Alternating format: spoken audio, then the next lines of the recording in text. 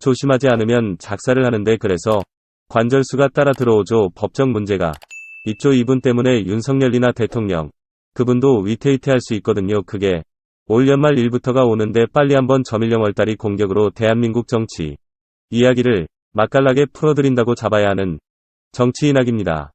요즘 점집 유튜버들이 윤석열 김건희 미래는이란 주제에 영상들이 저에게 노출이 되어 가끔 제가 보게 되는데 다수가 미래를 불투명하게 바라보고 있었습니다. 인트로에서 들려주었던 도사님 역시 김 여사의 기운이 꺾이고 있고 김 여사 여파로 윤 대통령까지 이태원 상황에 직면하게 된다. 쉽게 말해 곧 무너질 것이다. 자, 이렇게 예측을 하고 있었죠. 김 여사의 주가 조작 공소시효가 얼마 안 남았다고 합니다. 분명 결과는 나오겠죠. 무혐의든 아니면 기소든 무엇이 나오든 간에 불면 그 여파는 상당히 클 것이다. 10월 22일 대규모 전국 촛불 대행진이 광화문 청계간장에서 열린다고 합니다. 전국에 흩어져 윤석열 퇴진 김건희 특검을 외치는 우리 시민들이 모두 서울 광화문 청계관장에 집결을 한다고 합니다. 상상을 초월한 인파가 쏟아질 것을 예측하며 자, 본 이야기 시작하겠습니다. 사성대장 출신 민주당 김병주 의원의 애리한 눈에 포착된 윤석열 대통령의 실수가 또 터졌습니다. 윤석열 부대 열중 씨앗도 쉴 수 있다.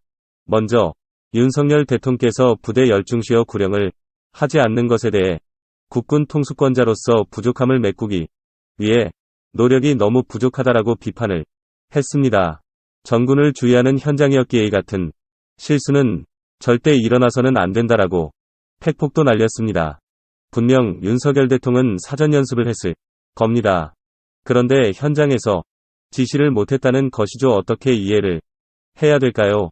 아마도 연습을 안 했다는 게 합리적으로 생각을 해볼 수 있는 대목이지 않을까. 김병주 의원이 찾아낸 윤 대통령 실수는 바로 기념사에서 펼쳐졌습니다. 전략사령부를 창설하는 국전과제가 있는데 윤 대통령은 전력사령부로 말을 했다는 거저 전략이 아닌 전력으로 또 그렇게 들렸다고 김병준이 자의를 알렸는데 여기서 전력사령부는 병력을 제공하는 부대이고 전략사령부는 북한의 핵미사일에 대해 대응하는 부대입니다. 한마디로 윤 대통령의 말을 해석하면 핵미사일 대응하는 전략사령부대를 창설하는 게 아닌 병력을 제공하는 부대를 창설하겠다라고 이렇게 해석이 될 수 있는 부분이죠.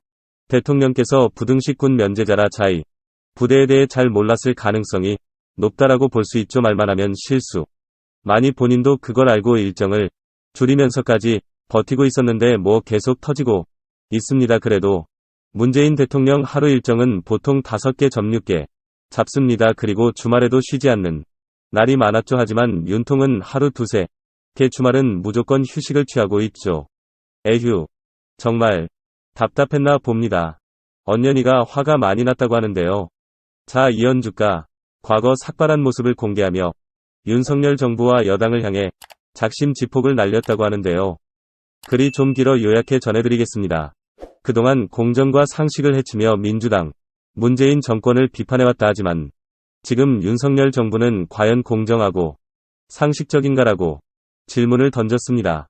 수사 등 사법적 정의를 실현하는 과정이나 잣대가 걸려 유무에 따라 달라지고 블랙리스트 하이트리스트가 여전히 있는 것 같고 고위공직자 인사가 여전히 실력이나 국민적 신뢰 우리가 사적 칠mit도나 충성도에 따라 행해지고 표현의 자유는 누구 편이냐에 따라 달리 보호되고 있지 않는가. 윤핵관